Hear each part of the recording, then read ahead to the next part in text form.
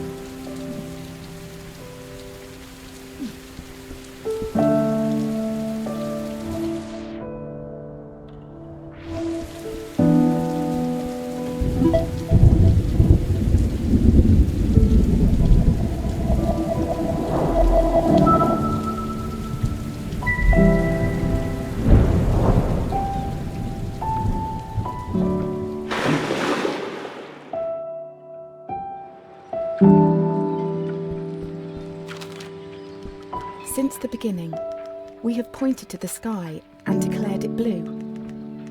It is this shared vision, this unquestioned understanding which connects us. But are you really seeing blue the same way I see it? Perhaps blue is nothing more than a shade of grey to you. Perhaps everyone in this world sees nothing but shades of grey. Don't you see, Hugh? This is why we're here.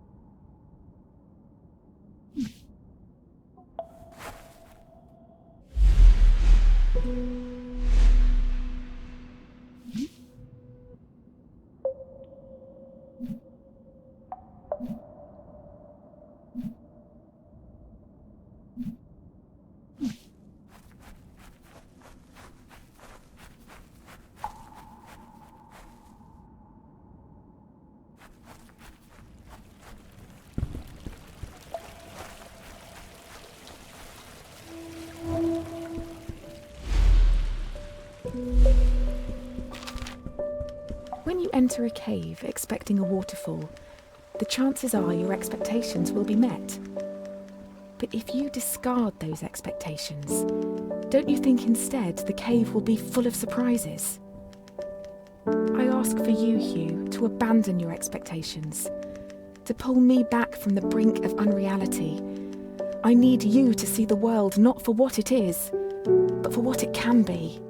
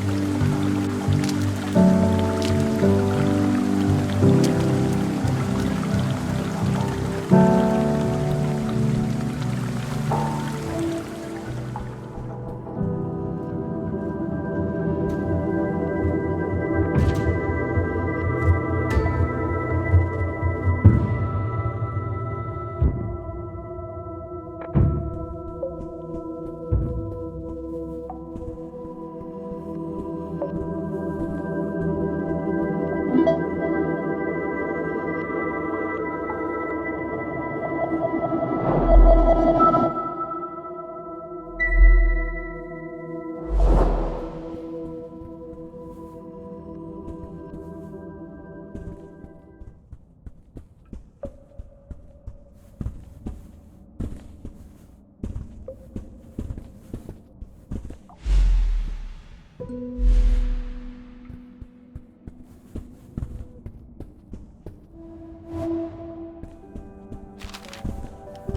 you know, Hugh, that purple is at the very end of the visible spectrum? It's the hardest colour for our eyes to distinguish. Now, imagine a shade one step further than purple, a colour beyond what we can actually perceive. We call these impossible colours. And I fear that this is where I currently reside. If reality is rooted in our perception, and you cannot perceive me, do I even exist to you? I'm sure that I do. I mean, you're reading this letter, or at least I hope you are. I'm sorry, but existing in this strange state of impermanence does funny things to you, Hugh. It makes you question what is real.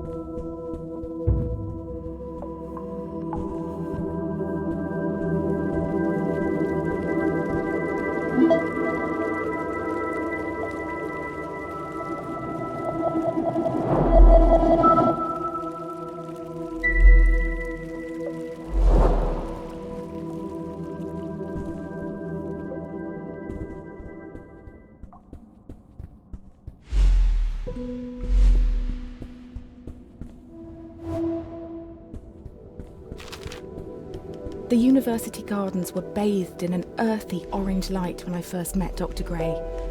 Summer had come and gone, and a cold autumnal crispness had caught me off guard. I sat on the grass, surrounded by my books and papers, when a cool breeze threatened to blow my notes across the lawn. A page escaped my reach and took flight. A man not much older than myself chased after it, catching it on his third or fourth attempt. I remember his gentle smile when he returned it. He started talking, and I was surprised that he had read my work in the university journal. He said he was a professor and that he hoped we could work together someday. It's funny, Hugh, how something so small can change so much.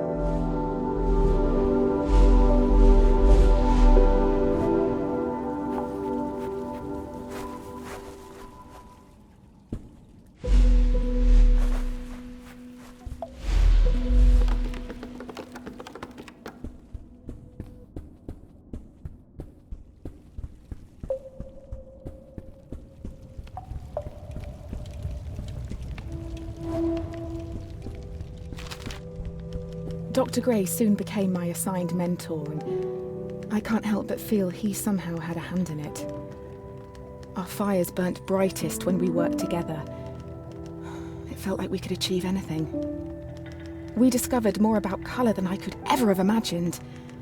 We split light, mapped spectrums, we painted. We laughed. We worked long hours, and soon our goal became all-consuming. We were vessels. The work became more important than us, and we knew it.